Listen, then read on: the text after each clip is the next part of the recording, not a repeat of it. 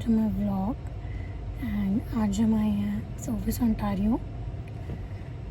हमने नई कार ली थी तो उसका एड्रेस वगैरह और आरसी में एड्रेस वगैरह अपडेट करवाना था मेरे हस्बैंड को, तो वो अंदर गए हैं एंड मैं यहाँ पे बैठी हूँ, वेट कर रही हूँ।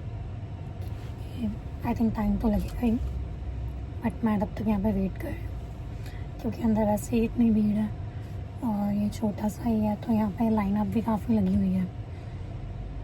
दिखाती हूँ।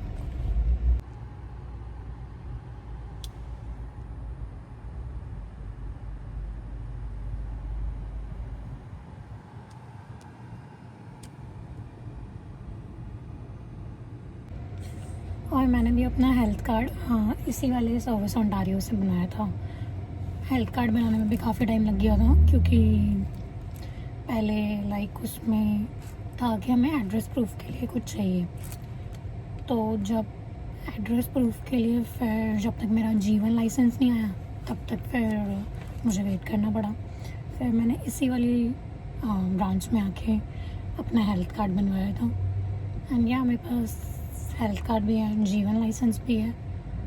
एंड मैं आपको बहुत ही एक वैसी चीज़ बताती हूँ कि मेरे को यहाँ पे आए हुए, कनाडा आए हुए 23 मई को 5 मंथ हो जाएंगे एंड मेरा अभी तक पीआर कार्ड नहीं आया है।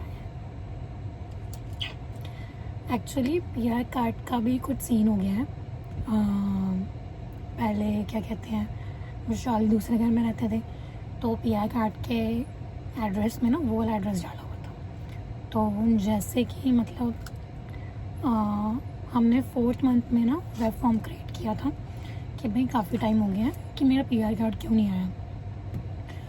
तो उनका जवाब आता है वहाँ से कि भाई हमने तो 6 हफ्ते पहले ही डिलीवर कर दिया है और अगर आपको नहीं मिला है तो फिर एक उन्होंने फॉर्म दिया था कि इसको फिल करके हमें भेज दो।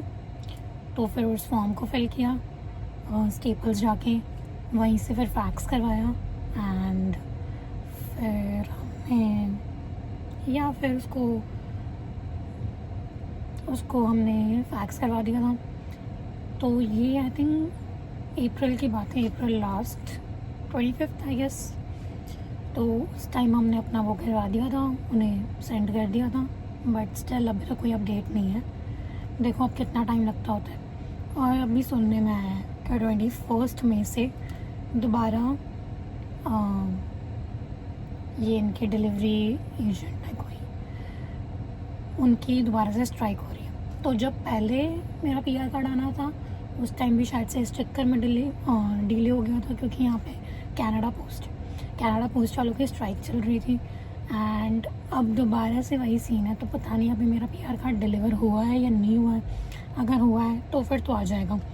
अगर 21 तारीख के बाद डिलीवरी के लिए होता है, आई थिंक 21 के तो बाद हो ही नहीं सकता क्योंकि 21 तारीख से कनाडा पोस्ट स्ट्राइक में है। भाई ये चाहते नहीं है मुझे पीआर कार्ड देना, पता नहीं क्या ही करेंगे, कभी मुझे पीआर कार्ड मिलेगा, पता नहीं क्या ही होगा। देखो अब क्या सीन रहता है। इनकी स्ट्राइक से पहले मेरा पीआर कार्ड आता है या बाद में आता है। अब तो अभी हमने अपना करंट एड्रेस ही डाल रखा है जहाँ पे हम रहते हैं, तो कोई टेंशन नहीं है। पर पहले वाले में भी पता नहीं क्या ही सीन हुआ था। वहाँ पे भी नॉर्मल जो वहाँ पे रहते हैं वो उन्होंने बोला कि डिलीवर नहीं हुआ है, हमें तो मतलब नहीं मिला। और हमें मेल पे आया था कि हमने 6 हफ्ते पहले ही डिलीवर कर दिया है। और एक तो ये लोग कोई ट्रैकिंग आईडी भी नहीं देते हैं क्योंकि इतना इम्पॉर्टेंट डॉक्यूमेंट है, इन्हें ट्रैकिंग आईडी वगैरह तो देनी चाहिए साथ में, बट ये कुछ भी नहीं देते होते। तो इस करके पता नहीं कहाँ मिसप्लेस हो गया वो। देखो अब कब मिलता है मेरे को पीआर कार्ड। 5 महीने हो गए अभी तक मुझे पीआर कार्ड ही नहीं मिला। मेरे साथ कुछ ना कुछ ऊपर नीचे ऐसा तो होना ही है भाई, मैं हूँ और कुछ ऐसे उल्टी पुल्टी बात ना हो तो पॉसिबल ही नहीं है। ऐसे ही मेरा जब मुझे कनाडा आना था तो भी मेरा यही सीन हो गया था।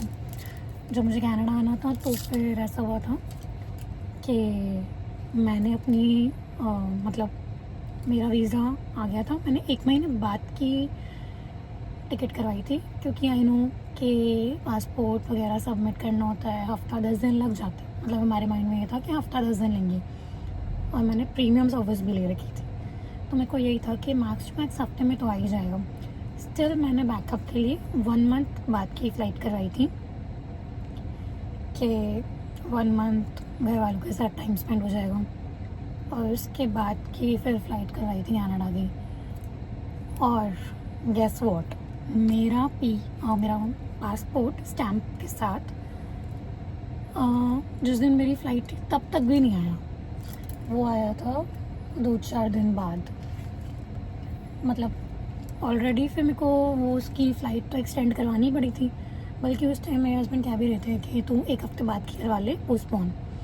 बट उस टाइम फिर वही है, एक बार ही ऐसे लग गया धक्का, तो फिर मैंने कहा कि नहीं भाई, अब तो मैं कैंसिल ही करवा रही हूँ, जब होएगा फिर एट अ टाइम में ही करूँगी।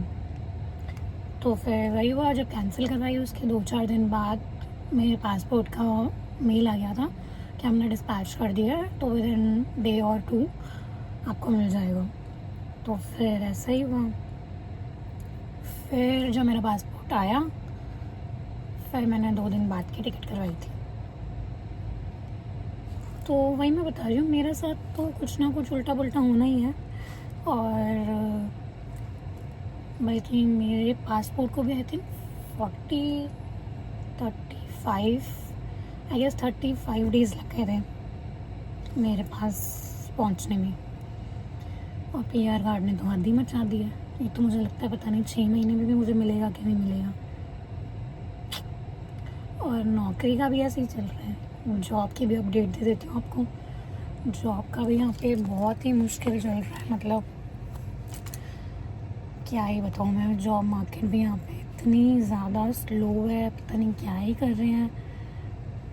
मतलब स्लो है ये तो मुझे उससे भी पता चलता है कि जैसे कभी कभी आते हैं इंटरव्यूज़, तो ऐसा होता है कि अप्रैल की पोस्टिंग के इंटरव्यूज़ मई में दे रहे हैं, और स्टिल मई में भी जब देते होते हैं तो भी फर्स्ट राउंड मतलब HR राउंड ही देना होता है उन्होंने, तो वो 1 हफ़्ते बाद का शेड्यूल करते हैं। मैंने कहा इतना स्लो प्रोसेस। और कभी ऐसे इंटरव्यू में बात भी होती है, तो मैं पूछती हूँ कि कब से मतलब आपकी वो है कि आपको पोजीशन फिल करनी है, तो कहते हैं कि ना जुलाई तक हम स्टार्ट कर देंगे। तो मैं वही देख रही हूँ कि इनका कितना ही स्लो प्रोसेस है, बहुत ही ज़्यादा। यही चल रहा है अभी, 5 महीने होने वाले हैं, no job, no PR card, and या बस वही है। मेरी आइडेंटिटी प्रूफ के लिए G1 यूज़ करती हूँ, हेल्थ कार्ड यूज़ करती हूँ, दैट्स इट। अभी फैमिली डॉक्टर भी मिला नहीं है, वो भी नेक्स्ट मंथ तक मिलेगी या मिलेगा, जो भी है। देखो अब क्या चलता है। जॉब का तो सीरियसली बहुत मुश्किल है यार, मतलब परेशान ही हो गया बंदा।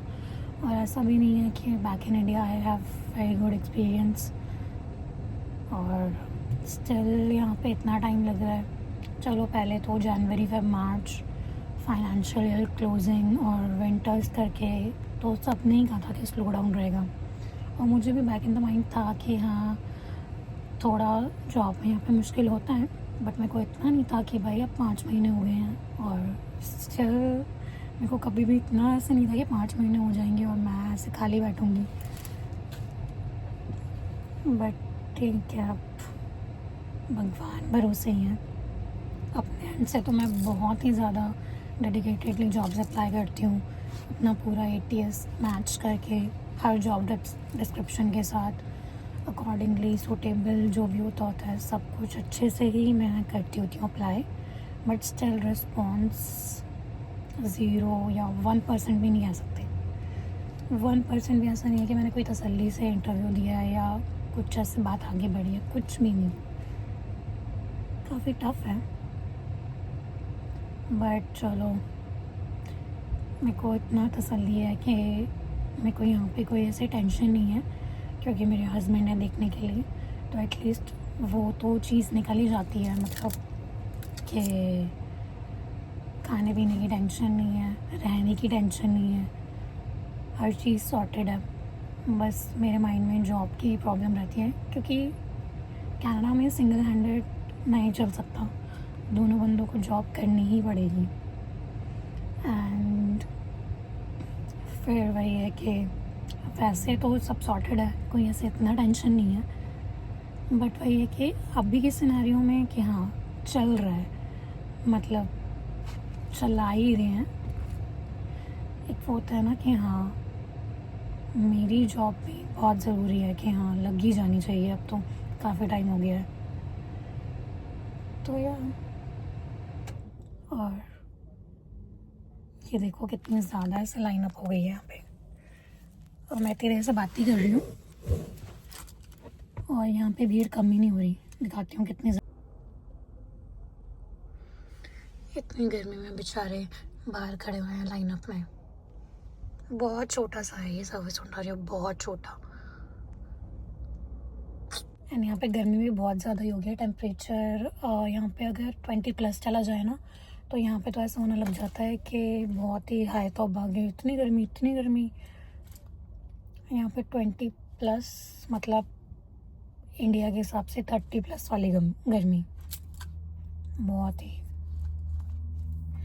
मैं वही ऐसे, मेरे को हस्बैंड हमेशा ये बोलते रहते होते थे कि समर्स में घूमने का अच्छा है, समर्स में घूमने का अच्छा है। तो अब यहाँ की सिचुएशन देख के तो मुझे ऐसा लग रहा है कि भाई साहब नहीं, समर्स के मतलब समर्स में घूमने में अच्छा है, बट धूप इतनी है, घूमेगा कौन।